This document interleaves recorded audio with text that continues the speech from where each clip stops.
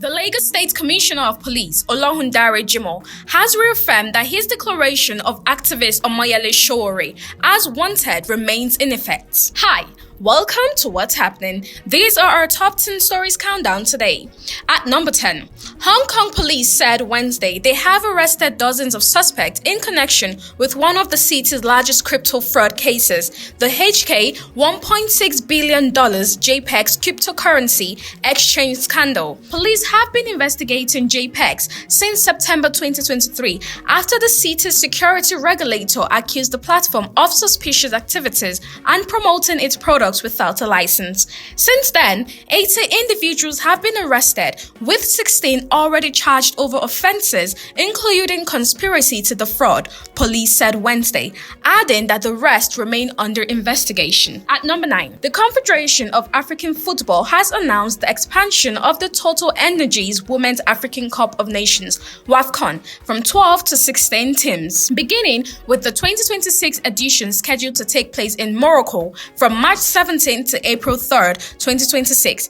In a statement released via its website on Wednesday, CAF said the decision aligns with its strategic vision to strengthen competitiveness and accelerate the development of women's football across the continent. At number 8, the Institute of Human Virology, Nigeria, reports significant progress in Rivers State's prevention of mother-to-child transmission of HIV, achieving more than 95% HIV testing acceptance among pregnant women between 2020 and 2023. Idakwo said data from the District Health Information System indicated that HIV testing among pregnant women had remained between 95 and 100% since 2020, following intensive counseling and mentorship. At number 7, the member representing Agwara Borgu Federal Constituency, Honorable Jafaru Muhammad Ali, escaped being shot by bandits after they opened fire on his convoy while he was touring his constituency on Tuesday. 6 soldiers drafted to provide security for the convoy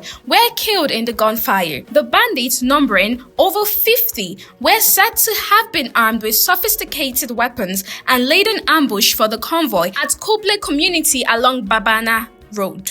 At number 6, the Nigeria Immigration Service (NIS) has announced plans to introduce a single travel emergency passport to replace the existing emergency travel certificate for Nigerians abroad. The Comptroller General of Immigration, Kemi Nana Ndap, said the new document forms part of the agency's ongoing reforms to strengthen identity management and border governance in line with global best practices. At number 5, the police command in Enugu State has detained 13 male suspects for armed attack on its operatives at Akpukame community in Udi local government area of the state. The command spokesman, SP Daniel Ndukwe, in a statement on Wednesday in Enugu said that police operatives recovered one locally made single-barreled gun in the community.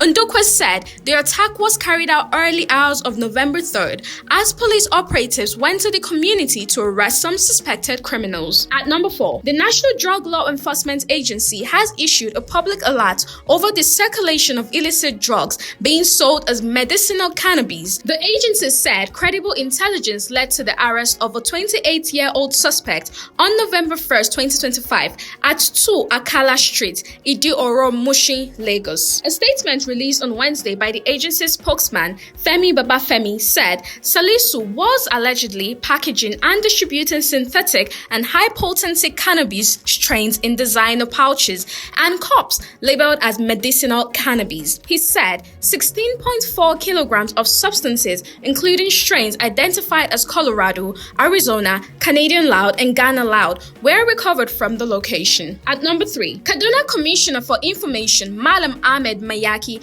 has clarified that the state's government offered bandits access to education, healthcare, and livelihood opportunities rather than cash payments as part of efforts to end years of killings and kidnappings across the state. Mayaki made this known at a one-day workshop on peace journalism organized by the Correspondent Chapel of the Nigerian Union of Journalists, Kaduna State, in collaboration with the Global Peace Foundation Nigeria and the Ministry of Information, Kaduna State. At number 2, President Bola TINUBU has expressed a sense of loss at the passing of Major General Abdullahi Mohammed Adangba, a former chief of staff to President President Olusegun Obasanjo and Umaru Yar'Adua. At number 1, the Lagos State Commissioner of Police Olorundare Jimoh has reaffirmed that his declaration of activist Omoyele Sowore as wanted remains in effect, vowing that the police will take all lawful steps to arrest him. Speaking on Channels Television Sunrise Daily on Wednesday, the police commissioner said